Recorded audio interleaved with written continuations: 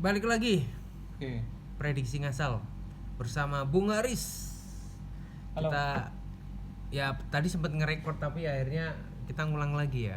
Oke.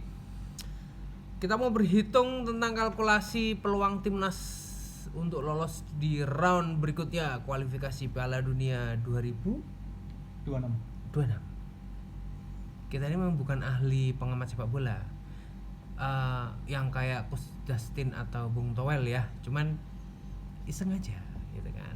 Bung Ropan. Bung Ropan ya. Bung Kusnaini ya. Kayaknya era Serie A banget ya. Tahun 90-an. Sebelum ngajar, hari ini saya bersama Mas Haris, Bung Haris, salah satu dosen HI Unrio. Tadi di sana juga ada Pak Bambang. Bapak. Kemarin kalah 4-0. Poin 3 hasil dari 3 kali imbang. Nanti malam melawan Arab Saudi. Prediksimu, Mas? Ya, kalaupun menang tipis ya. Ini harus optimis lah. Menang tipis. Dan Menang tipis. belajar dan cari hikmah dari pemain Jepang harus diambil betul pelajaran itu. Gitu, Bung. Berapa skor? Ya, kalau nggak 2-1, 1-0. Pak Bambang, berapa, Pak? 2-1. Menang ya, Pak ya? Menang. Oke, menang. Optimis. Optimis katanya. Saya nggak berani memprediksi timnas. Tapi harusnya karena ini partai home ya, partai home harusnya sih bisa ambil poin lah ya, Kalau di pertemuan pertama kemarin di Arab aja imbang 1-1, harusnya ini memang menang meskipun tipis 1-0 deh kalau misalnya saya mau memprediksi. Tapi ya karena memang secara peringkat ya. Tapi ya kalau kita udah abaikan aja peringkat FIFA itu karena memang kadang-kadang juga nggak menjamin ya di lapangan itu. Tapi setidaknya kita. Nah, STY harus ngapain sih nanti? Kita ngomongin ini deh. Secara pandangan orang yang tidak berpendidikan di bola. Hanya seneng-seneng aja. Kita kan seneng-seneng aja ya. Kita otak-atik formasi deh, Mas. Kalau menurutmu, Bung Haris, formasi yang ideal menghadapi atau kita kan juga nggak tahu ya Arab itu betul. Pemainnya siapa aja gitu kan, gitu ya. Oke, formasi yang menurutmu kira-kira bisa mencuri poin dari Arab, setidaknya menang tipis lah, siapa aja kira-kira. PR paling besar kan kita di striker ya, Mas ya. betul. Jadi mungkin di depan dulu yang menjadi incaran lah. Striker harus diperbaiki, itu siapapun yang apapun 3-4-3 atau 4-4-2, yang penting strikernya harus diperbaiki lah, siapapun itu ya. Ragnar berarti ya, antara Ragnar, Struijk itu harus diperbaiki. Coba lihat lawan Jepang gitu loh. Ya kalau saya Yakob Sayuri masih bolehlah dipertahankan sebagai sayap, larinya kencang, dan ya back 3 itu kalau Kevin Dick bisa main, Itches bisa main, Verdong dan Ridho itu bagus lah. Kalau belakang sih saya nggak terlalu worry, cuman yang depan striker itu dan tengah ya antara Ivar atau Nathan Ceoan itu yang jadi salah satu yang jadi sorotan ya biasanya. Kalau Haye itu umpan udah bagus, cuman antara Ivar atau Nathan itu menjadi pilihan STY.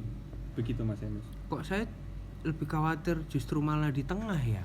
Nah, itu. Karena kalau iya sih, saya sepakat kalau di belakang itu saya rasa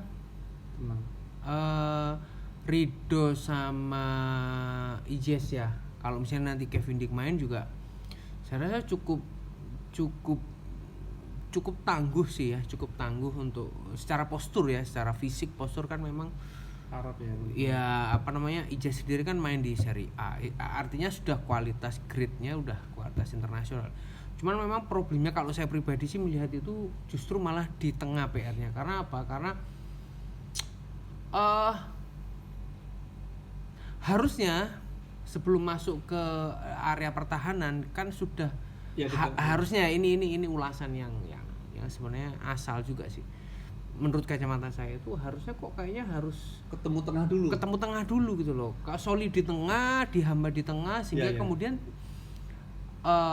di sektor belakang itu bola nggak langsung gitu. Iya, artinya juga tingkat kewaspadaannya itu juga nggak kemudian langsung mengalir ke belakang. Iya, betul. Selama ini kan mungkin kalau saya melihat mungkin pressing di tengah itu dibutuhkan. Kok kayaknya telat ya? Iya Pak, kalau Pak Bambang gimana sih Pak? Iya telat. Tengah ya Pak ya? Kok kayaknya kemudian bola itu dibiarkan mengalir, ya kan, mengalir langsung ke belakang, jadinya ya berhadapan. Iya, ya bagaimanapun tangguhnya back ya kalau udah digempur seperti itu harusnya mungkin ada sedikit pressing di tengah. STI harus punya cari pemain tangguh di tengah kayak Preman. Ya model kalau Hapner kan di belakang ya. Kita harus cari Preman kayak Hapner di tengah. Itu Ivar Jenner atau siapa yang punya. Ya betul sekali. Atau sebenarnya Rizaldi itu, mohon maaf, Rizaldi itu. Oh enggak tahu aku. Aku enggak tahu udah main. Iya. Mungkin karakteristik si Nathan Chow kemudian sama si siapa sih profesor itu kan Tom Haye itu kan bukan tipikal kayak fighting pressing gitu kan. Nah, yang preman gitu loh. Jadi mungkin agak lembek di tengah atau mungkin sebenarnya kalau memang komposisi belakang itu sudah ada Kevin Dick sama si siapa? Ijes ya kan Verdong. Atau Verdong dan kemudian Rizky Ridho, si Hapner yang si begal ini mungkin bisa ditaruh di tengah tuh. Atau merusak. Iya, sebagai perusak lah. Sebagai Gattuso ya. Gattuso kayak Roy Keane lah ya. Kayak Edgar Davids. Iya. Atau mungkin kalau anak sekarang siapa? Itu saya enggak ada kalau sulit. Siapa sih kalau di tim-tim sekarang? Enggak ada tuh? Belum menemukan saya. Belum menemukan. Model Gattuso ya. Iya. Nah, itu yang kemudian ya kalau Tom Haye ya dengan karakteristik bermain yang seperti itu, kemudian si Nathan juga tidak begitu pressingnya, tidak begitu tangguh saya rasa. Itu kenapa? Dia gelandang serang model. Iya. Bukan bertahan. Itu kenapa kemudian pertahanan kita mudah sekali digempur. Ya kan Ivar Mas, kayak agak preman sedikit. Ivar Jenner sama Hapner mungkin taruh di tengah. Iya kan? Dua itu mungkin Ivar Jenner, Hapner, kemudian bisa jadi si siapa sih? Yang satunya apa? Saya lupa itu. Nah mungkin bisa profesor mungkin agak ke depan. Sebagai. Nah memang benar sekali tadi si Mas Haris. PR-nya memang ada di depan juga PR sih. PR depan striker juga kurang ya Pak Bambang ya. Kurang tajam. Artinya pemanfaatan ya mungkin peluangnya memang tidak begitu banyak ya Pak ya. Ada, Mas. Tapi ya itu ketika kemudian seperti lawan Jepang kemarin kan, ketika muncul peluang satu tapi nggak bisa jadi gol ya udah gitu kan. Iya. Harusnya dengan satu peluang yang ya memang kita menyadari mungkin Indonesia kalau secara kualitas timnas kita ya mungkin ya sedikit punya gap lah ya dengan tim-tim lain yang ada di grup. Cuman ya makanya itu ketika kita menyadari bahwa peluang kita tidak terlalu banyak, maka harus bisa memanfaatkan. Betul. Gitu Mas ya. Iya. Ya paling enggak ya kembali ke ekspektasi ya, memang ini sudah maksimal tapi kita masih ada optimis lolos tuh ada. Cuman bagaimana mencari hikmah, belajar dari 3 kali imbang, 2 kali kalah China sama Jepang, berharga banget buat Indonesia. Gitu Mas Yanus. Nah ini kemarin ada isu kalau kalah STI mau mundur katanya. Menurutmu piye Mas? Ngopi sih. Ini loh. Ya, konten pagi ini disponsori oleh Muda Beraksi, ada Ilkom Unrio, kemudian ini Bung Haris, kopi dari mana Mas kemarin Mas? Dari Banjarnegara. Gimana? STI harus mundur nggak ini kalau kalah? Ya kita fight sampai titik darah penghabisan dulu, baru nanti kita after nextnya Mas. Kita nggak bisa pesimis sampai di sini.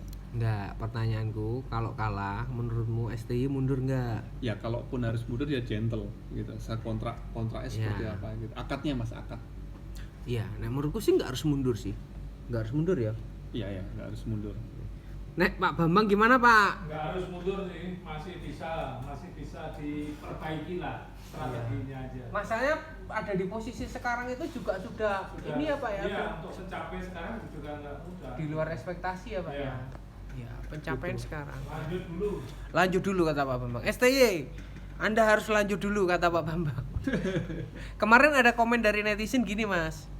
Ya Oke. kalau mau mundur, kamu kembalikan posisi Indonesia ke 170 dulu baru mundur. Iya itu. Iya betul. Nggak mudah loh bisa dari 170 sampai 130 itu nggak mudah Mas. Sekarang sejarah dari pelatih Indonesia ya. 20 tahun 10 tahun siapa gitu kan, kalau boleh nantang siapa ya, yang berani menjamin itu dari ranking sampai sekarang kan sulit. Tapi banyak yang komen Mas, orang-orang netizen kan bilang begini, lah peringkatnya bagus tapi nggak pernah juara. Juara itu adalah hasil, tapi proses itu yang paling penting. Coba Belanda berapa kali masuk final, apakah tetap orang nggak seneng, tetap seneng Belanda.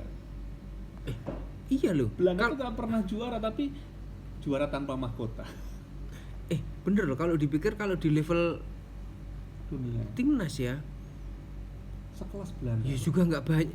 Jerman itu Joachim Löw itu berapa tahun itu melatih Jerman?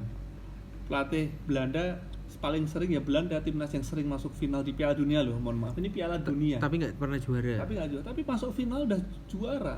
Iya. Nggak mudah soalnya masuk final Piala Dunia loh, bukan masuk final Liga Eropa atau final Champion atau Piala Liga, enggak. Ini levelnya dunia dan itu final berapa kali, 3 atau 4 kali saya lupa. Ya, pastinya. ya masalahnya kalau di level timnas Iya. kan memang pemain kan tidak, ya itu tadi chemistry ya. Mungkin ya karena tidak pernah kalau di level klub kan tiap minggu ketemu Mas, tiap hari ketemu. Jadi mungkin chemistry-nya jauh lebih Betul. bagus. Tapi kalau timnas kan mungkin ya kalau ada event FIFA aja. Hamin ya kan? seminggu, hamin seminggu, 2 minggu. Iya. Match 1 minggu sebelum match baru kemudian ngumpul lagi. Ya itu saya rasa sih Mancini aja gagal loh di Arab. Ya kan? Iya. Jadi ya ini Apalagi Ten Hag. jangan ngomong itu sekarang. Ini Lihat. pendukungnya MU. Ya objektif lah ya. Pendukung tuh boleh kalah, boleh, tapi objektif lah, nggak perlu emosi. Yang penting kita kalah, ngomong kalah, menang ya kita akui itu menang. Itu bos. Ya. Berarti nanti prediksi nanti malam Ya, menang tipis. Meti lah menang tipis. Meti menang tipis. STY pesannya Pak Bambang, jangan mundur dulu, lanjutkan. Gitu ya Mas? Oke ya, good luck. Oke. See you. Good luck Indonesia. Fighting spirit nanti lawan Arab. Arab Ngajar sih bos. Ngajar sih. Kita mau ngajar dulu. Oke, terima Oke. kasih. See you.